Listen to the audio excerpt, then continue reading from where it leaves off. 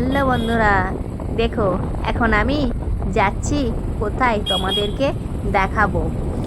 তোমরা সবাই কেমন আছো? আশা করি তোমরা অনেক অনেক ভালো আছো।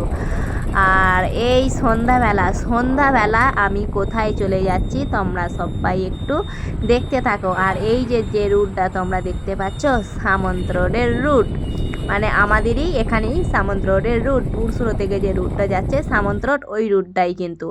আর এই যে আমি চলে আসলাম কোথায়, আমার বাপের বাড়ির বারোয়ালি তোলা। হরিনাম হচ্ছে এখানেতে, হচ্ছে হরিবাসর। এই হরিবাসরেতে আমি চলে আসলাম।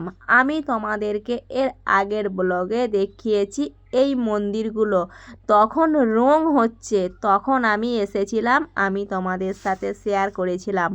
প্রত্যেকটা মন্দির কিন্তু তখন রং হচ্ছিল, আর এখন রং হয়ে যাওয়ার পর বারোয়ালির ভোগগান হচ্ছে। সেই হরিবাসরেতেই আজকে আমি এসেছি। আজকে এখানে কিন্তু আমার বাবার বাড়ির এখানটা হলো চিলেডাঙ্গির বারোয়ালি তোলা, বিশাল বড় গ্রাম। আর এই গ্রামটা বড় বলে এখানেতেও কিন্তু 3 দিন ধরে গান হয়, আর 3 দিনই কিন্তু ভোগের মালসা পড়ে, কারণ অনেক ভোগের মালসা তো, সেই জন্য 3 দিনই কিন্তু এখানে ভোগের মালসা পড়ে। আর আর আমি গিয়েছিলাম কালকে, আর কালকে কিন্তু রাসলীলা হয়েছে এখানে। লাস্টের দিনকে মানে শেষের দিনকে রাসলীলা হয়।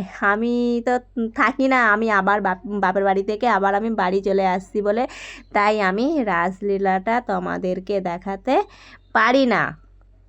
আমি শুধু তোমাদেরকে এই সখীর দলটাই দেখিয়েছি, যেটা মানে ছোট দল বলো অনেকে, আবার বলো সখীর দল। ওই সখীর দলটাই আমি তোমাদেরকে দেখালাম। যখন গিয়েছিলাম তখন কিন্তু আরতি শুরু হয়ে গেছে, আর আরতি শুরু হওয়ার সময়তেই আমি গিয়েছিলাম। তাই তখন রাধা কৃষ্ণ তখন ততটা নাচেনি। যখন আরতি হয় তখন কিন্তু দাঁড়িয়েই থাকে, সেই জন্য রাধা কৃষ্ণ ততটা নাচেনি, দাঁড়িয়েছিল। তখনই আমি তোমাদেরকে আমি ভিডিওটা তখনই নিয়েছি। আর এখানে দেখো কিন্তু প্রতিদিনই হরিণুট ছড়ানো হয়, প্রতিদিনই এখানে ভোগ হয়। প্রতিদিন এই 3 দিন মানে 3 দিনই ভোগ হয়, 3 দিনই হরিণুট ছড়ায়।